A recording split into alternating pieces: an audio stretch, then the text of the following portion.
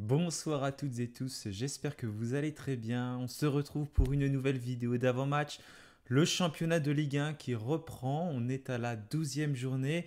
Nouvelle trêve internationale de terminer, on se projette donc sur la fin de l'année 2024 avec des matchs très importants qui arrivent, dont celui-ci bien évidemment contre Montpellier, actuelle lanterne rouge de ce championnat. Une équipe très malade, mais qui reste tout de même sur un succès 3 buts à 1 contre Brest, équipe très surprenante de ce début de saison, hein, qui réalise une campagne de Ligue des Champions fabuleuse. En Ligue 1, c'est un peu en dents de scie, mais en tout cas, Montpellier est allé chercher un vrai résultat, ce qui leur a permis de se relancer complètement, même si bien évidemment rien n'est encore joué après 11 journées qui ont été disputées. Le premier tiers de ce championnat est donc dépassé après cette journée, il le sera.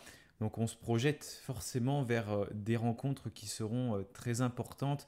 Et puis on va petit à petit arriver vers les derniers adversaires de cette phase allée qui se terminera donc début 2025 au mois de janvier. Après Montpellier, les Stéphanois se déplaceront à Rennes. J'ai d'ailleurs vu que le parquage était complet et le stade Geoffroy Guichard devrait être très rempli contre Montpellier ce samedi. Plus de 30 000 billets avaient été vendus et je suis en train de regarder sur la billetterie. On devrait être quasiment à guichet fermé, vraiment pas loin, on y sera. On verra, toujours pas d'ouverture des balcons et a priori ce ne sera pas contre Marseille non plus. Donc on va surveiller tout ça. Voilà, match à 19 h donc ce samedi. Les féminines de Saint-Etienne jouent aussi contre Montpellier quelques heures avant. Elles vont essayer de se racheter de ce très très mauvais résultat. Défaite 11-0 dans le derby, il va falloir vite tourner la page. Donc on va parler nous de l'avant-match des deux équipes de Ligue 1, Saint-Etienne-Montpellier, en revenant bien évidemment aussi sur la conférence de presse d'Olivier Dalloglio. Avant de débuter, n'oubliez pas de vous abonner, de liker la vidéo. On se retrouve dans quelques instants.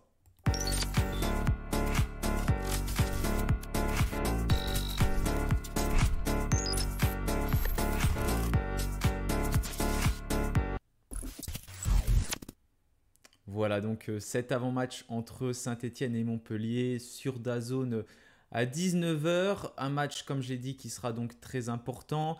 Olivier Dalloglio s'est présenté avec Louis Mouton devant les médias ce jeudi aux alentours de 12 h 30. Donc je vous lis un extrait qui a été publié sur le site du club. J'ai écouté la conférence de presse qui est sortie, elle, dans l'après-midi. On a eu peur pour Michael Nadé, mais d'ici 3-4 semaines, ça pourrait être bon. Ivan Masson est forfait lui aussi, suite à une douleur au genou opérée récemment. On enregistre malgré tout des retours, comme celui de Mathieu Cafaro qui n'est plus suspendu.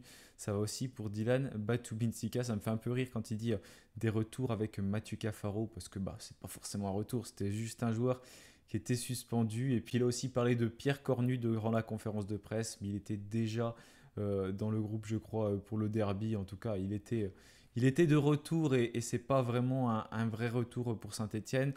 Par contre, une absence, c'est celle de Masson. Vous savez, il avait été opéré du genou, il s'était blessé contre Brest fin août dernier. Il a mis longtemps à revenir et malheureusement, il a rechuté entre guillemets lors du derby. C'est pas une rechute qui devrait l'éloigner des terrains trop longtemps d'après ce qu'a dit Dalloglio. Mais en tout cas, il ne sera pas dans le groupe contre Montpellier. Ce qui veut dire que le coach stéphanois va bien évidemment, devoir composer avec une défense qui va être une nouvelle fois remaniée avec l'absence de Nadé puis l'absence de Masson. On aura deux éléments en tout cas qui vont changer au minimum par rapport à la dernière rencontre donc et le derby contre l'Olympique lyonnais. Voilà en tout cas pour les absences côté stéphanois. Donc je vous fais un point plus global. Donc Nadé, il y en a environ pour 4 semaines. Donc normalement, il n'y a pas trop de soucis pour lui, il marche. Il n'y a pas trop de problèmes, donc ça devrait évoluer rapidement. En tout cas, on espère. Thomas Monconduit qui n'est pas encore revenu. Anthony Briançon absent également et qui doit reprendre l'entraînement la semaine prochaine. Je rappelle qu'Anthony Briançon est blessé depuis très longtemps, depuis le début de la saison, tout comme Thomas Monconduit. Donc ça aurait été pas mal d'avoir Briançon dans le groupe, mais malheureusement ça ne sera pas le cas. Il reprendra juste, donc j'imagine que ce sera encore difficile pour les rencontres qui vont arriver, notamment Rennes et certainement Marseille.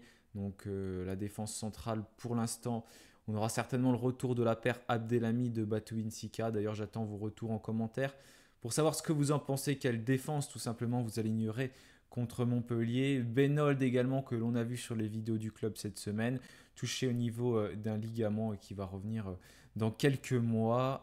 Il était de retour à Saint-Etienne et il va repartir en Nouvelle-Zélande. Voilà, on sait que c'est un joueur qui est très loin de ses proches, de sa famille. Donc c'est l'occasion pour lui aussi de revenir chez lui et de se ressourcer. Et puis Masson touché donc au niveau de ce genou qui est le même que celui qui a été opéré il y a quelques semaines. Du côté de Montpellier, on a aussi pas mal d'absents. On a Accor Adams, pardon. Non, je crois que j'ai mis cuisse, mais non, c'est pas la cuisse. Il y en a 2 qui sont suspendus. Ça doit être Accor Adams et Jordan Ferry. On a Mahama Othman touché au niveau d'une cuisse. Kiki Kouyaté au niveau du genou. Et puis on a 2 joueurs qui sont incertains, Khalil et Davin. On a aussi des retours dans le groupe, notamment celui de Teji Savanier, qui était suspendu lors des 2 dernières rencontres. Teji Savanier va revenir. Et puis on a Chotard aussi qui est de retour et un autre joueur qui va revenir je crois dans la défense de Montpellier. Voilà pour les absents de leur côté. Donc c'est une équipe qui a pas mal d'absents. Et il y a des joueurs sous menace du côté de Saint-Etienne. Il reste un match à Cornu, 3 à Écoua, 4 à Mougou. On a Léo Petro qui s'est rajouté 5 matchs, Nadé aussi 6 matchs, mais Nadé est suspendu. Donc ça devrait s'écouler quasiment tous ces matchs durant son temps de suspension. Et Augustine Bouquet qui est sous la menace d'une suspension lors en tout cas des 7 prochaines rencontres. Donc il va devoir se tenir à carreau sur pas mal de matchs, mais normalement c'est plus facile à gérer pour un joueur qui est attaquant par rapport à un défenseur. Au niveau de l'état de forme de Montpellier, donc c'était compliqué lors des derniers matchs avec pas mal de défaites, les défaites qui s'enchaînent chez l'équipe qui est tout simplement la pire défense du championnat et une des pires défenses d'Europe. 31 buts encaissés depuis le début de la saison. En 11 matchs, c'est énorme, ça fait quasiment 3 buts en moyenne encaissés par les Montpelliérains. Sur les 2 derniers matchs, ils n'ont encaissé que 2 par contre le Havre qui est aussi une équipe très en difficulté qui est d'ailleurs juste devant eux. Ils ont pris 5 contre Marseille, 4 contre Reims, 2 contre Monaco. Ils n'ont gagné que 2 matchs cette saison, c'était à domicile, c'était contre Auxerre et contre Brest. C'est la pire équipe du championnat à l'extérieur. 5 défaites pour les Montpelliérains en espérant qu'ils enchaînent et qu'ils s'inclinent pour la 6e fois consécutive à l'extérieur à Geoffroy Guichard. Voilà pour cette équipe en tout cas qui est très en difficulté, que ce soit à domicile, à l'extérieur. Et puis c'est une des pires attaques du championnat, seulement 11 buts marqués, une des pires défenses, 31 buts encaissés. Mais bien évidemment, du côté de Saint-Etienne, on ne fait pas forcément les malins parce qu'on n'est pas beaucoup mieux dans ce classement des attaques et des défenses. Regardez le classement, Montpellier qui compte 7 points, Saint-Etienne en compte 10. Logiquement, non, d'ailleurs, ils peuvent nous passer devant parce qu'il n'y a que 5 de différence de but d'écart si j'ai bien recalculé. Ça veut dire que si Montpellier s'impose 3-0, imaginons à Geoffroy Guichard, il nous passerait devant. Même s'ils s'imposent de toute manière, ils reviennent à égalité avec nous. On peut potentiellement donc être dernier du classement à l'issue de cette journée, mais bien évidemment, ce n'est pas l'objectif. C'est un match qu'il va falloir gagner, un match très important bien sûr, parce que Montpellier est un concurrent direct de Saint-Etienne dans ce championnat, même si Dalloglio a dit entre guillemets que c'est un match comme un autre. Non, c'est un match, il faut le gagner et bien évidemment qu'il faut prendre des points contre ses adversaires. Il disait qu'on n'était pas forcément favori, c'était assez relatif, mais il faut gagner. Il va falloir être meilleur que eux et on n'a pas le droit de perdre, surtout que c'est à domicile et on n'a même pas le droit de faire match nul contre ce genre d'équipe. On va bien sûr retrouver des joueurs que l'on connaît bien, qui ont évolué à Saint-Etienne. L'année où on est descendu en Ligue 2, ou Abi Kazri, Arnaud Nordin, on a Falaï Sako également dans cette équipe. Et puis bien évidemment, le coach qui était parti déjà depuis un moment et qui nous a aidé à nous sauver il y a quelques saisons maintenant, avec une formidable seconde partie de saison. C'est l'année où de sacrés joueurs étaient arrivés, comme Yann Mvila, Mathieu Debuchy, on avait Subotic, Ntep, beaucoup de joueurs. Ntep ça avait été trop compliqué, mais beaucoup de joueurs en tout cas avaient renforcé les rangs de l'effectif stéphanois à ce moment-là.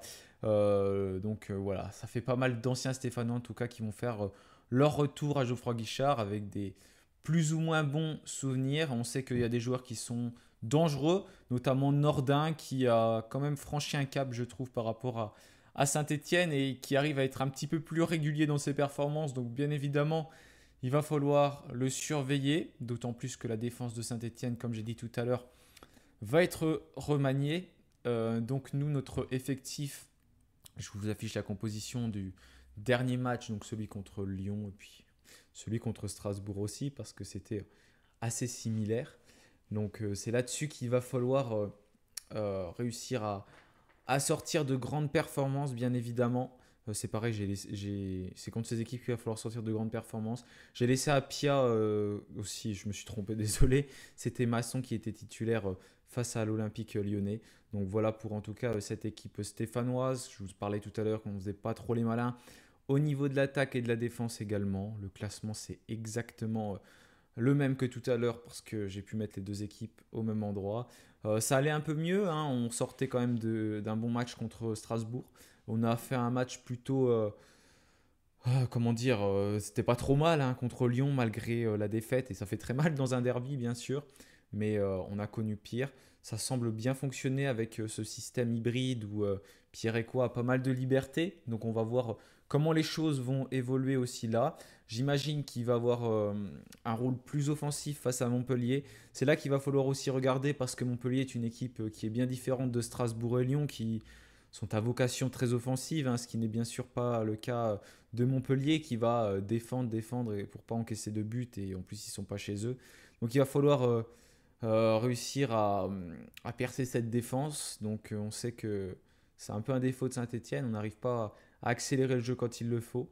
Donc c'est là qu'il va falloir réussir à être bon parce que cette équipe de Montpellier, ce n'est pas Lyon et ce n'est pas Strasbourg non plus. Ce n'est pas les mêmes qualités. Et là, ce ne sera pas nous qui devrons, entre guillemets, attendre, mais ce sera nous qui vont devoir réaliser de bonnes performances. Il y a une signature professionnelle, mais il ne sera certainement pas dans le groupe. C'est N'Guessan qui a signé aussi cette semaine, un jeune attaquant stéphanois. Donc voilà pour la composition probable du côté de Saint-Étienne. Décidément, je les enchaîne, les boulettes, je suis désolé. J'avais changé, mais ça n'a pas sauvegardé quand j'ai téléchargé. Masson, ce n'est pas lui qui sera titulaire, ce sera Denis Sapia certainement, Léo Petro à gauche. En défense, Abdelhamid et Dylan Batumitsika. Pierre Ecoua juste devant. Voilà, je vois un peu cette défense-là. Abdelhamid qui va certainement faire son retour. Bien sûr, ça va faire beaucoup discuter, mais avec cette absence, je ne suis pas sûr de voir autre chose. Briançon ne peut pas être là, à moins que Petro soit décalé dans l'axe et puis Pierre Cornu soit titulaire sur le côté gauche. Mais ça me paraît assez improbable en tout cas. Je vois bien Abdelhamid revenir. Il va falloir surveiller aussi son accueil dans le chaudron, bien évidemment. J'imagine qu'il y aura pas mal de sifflets lors de l'annonce. Voilà en tout cas pour la composition stéphanoise, avec un milieu de terrain qui fonctionne bien ces derniers temps entre Bouchoirie et Louis Mouton. Ça a été un petit peu le déclic contre Lens, comme l'a signalé Louis en conférence de presse, qui a pris beaucoup d'expérience du côté de Pau. Et cette année, ça se passe bien avec Saint-Étienne, en tout cas depuis un mois maintenant, parce que sur le début de saison, on ne le voyait pas trop. Donc je le revois bien titulaire avec Benjamin Bouchoirie, contrairement à Aymen Mouefek qui a un petit peu plus perdu sa place ces derniers temps, comme Mathis Amougou. Mais Mathis Amougou, il est plus jeune et je pense que c'est pas trop le moment de le faire jouer sur ce genre de match-là. Peut-être plus le faire rentrer en cours de match. Et puis on attaque bien évidemment à gauche David Ashvili qui est l'élément indispensable et le joueur en forme, qui a d'ailleurs été désigné meilleur joueur du dernier mois. Mathieu Cafaro qui va peut-être faire son retour dans la composition en tant qu'ailier droit. Et en attaque, Olivier Dalloglio va devoir se poser des questions bien évidemment.